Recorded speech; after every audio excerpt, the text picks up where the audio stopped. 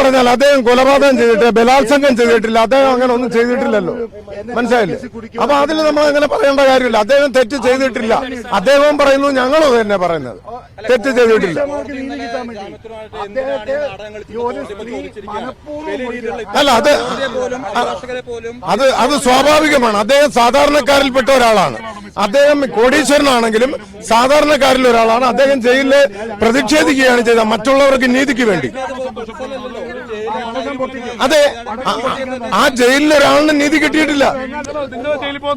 പിന്നെന്താ, ജയിലെന്താ വലിയ സംഭവം?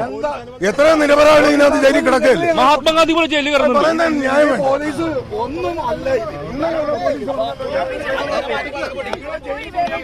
ഇന്നലെ പറഞ്ഞല്ലോ,